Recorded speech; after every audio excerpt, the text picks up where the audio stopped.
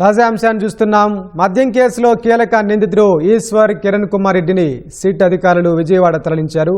మరింత సమాచారం మా ప్రతినిధి జయప్రకాష్ నుండి తెలుసుకుందాం. జయప్రకాష్, చెప్పండి, ఈశ్వర్ కిరణ్ కుమార్ రెడ్డిని కోర్టులో ఎప్పుడు హాజరుపరుస్తారు, వివరాలేంటి? వెంకటేష్, ఈరోజు సాయంత్రం లోపు కిరణ్ కుమార్ రెడ్డిని విజయవాడ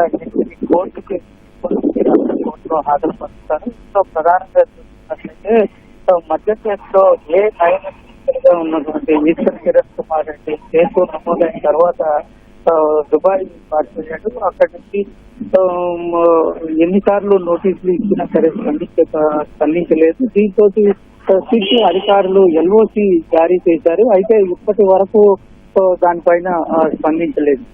నిన్న దుబాయ్ నుంచి వస్తుండగా శంషాబాద్ ఎయిర్పోర్ట్ లో ఈశ్వర్ కిరణ్ కుమార్ రెడ్డి సిట్ అధికారులు అరెస్ట్ చేసి తెల్లవారుజామున విజయవాడకు తీసుకువచ్చారు.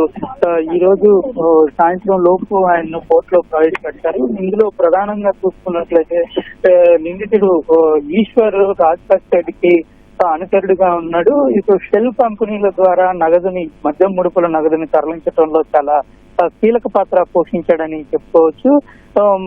ఇటు షెల్ కంపెనీలు ఏర్పాటు చేయడంతో పాటుగా అక్కడి నుంచి మద్యం ముడుపుల నగదుని పలు కంపెనీలు పలు చోట్ల ఇన్వెస్ట్మెంట్ చేయటానికి ఇటు రాజ్పాస్ రెడ్డితో పాటు కలిసి పనిచేశాడు. దీంతో చాలా కోట్ల రూపాయల నగదుని తరలించాడని సిట్ గుర్తించింది. ఇందులో ఒక కంపెనీ షెల్ కంపెనీ ఈయన పేరు మీదే పెట్టి ఇటు నగదు తరలించాడని కూడా గుర్తించింది. అయితే ఇందులో ప్రధానంగా చూసుకున్నట్లయితే ఇంజనీరింగ్ చదివినటువంటి ఈశ్వర్ కిరణ్ కుమార్ రెడ్డి రాజ్పాస్ రెడ్డితో పరిచయం ఏర్పడిన తరువాత ఈ మద్యం పాలసీ మార్చిన తర్వాత ఆయనతో పాటు ఇందులోకి వచ్చాడు. వచ్చిన తర్వాత చాలా కాలం పాటు కలిసి రాజ్పాస్ రెడ్డి ఆదేశాల మేరకు పనిచేశారు.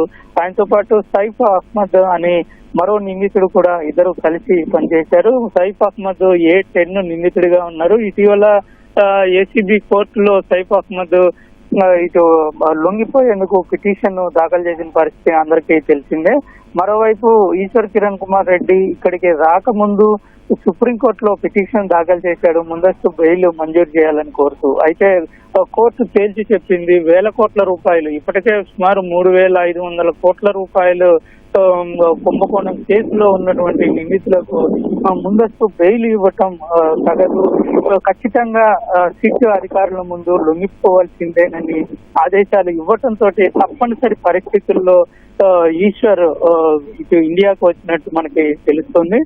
మొత్తం మీద ఇప్పుడు ఈ రోజు కొద్దిసేపు ఈశ్వర్ ను విచారించి కొంత కీలక సమాచారం తీసుకునే అవకాశాలు అయితే కనబడుతూ ఉన్నాయి. అసలు ఎవరి ఆదేశాల మేరకు ఇటు షెల్ కంపెనీ ఏర్పాటు చేశారు, ఎన్ని కంపెనీలు ఏర్పాటు చేశారు, ఎలాగా నగదు బదిలీ చేశారు, ఎవరికి నగదు బదిలీ చేశారు, మరోవైపు ఇన్నాళ్లు దుబాయ్ లో ఉండటానికి అసలు ఎవరు సహకరించారు, ఎవరు దుబాయ్ వెళ్ళమన్నారు, అక్కడ ఉండటానికి ఆర్థిక సాయం ఎలాగా అందింది, ఇటువంటి విషయాలన్నింటినీ రాబట్టే పనిలో సిట్ అధికారులు ఉన్నట్టు మనకి తెలుస్తుంది.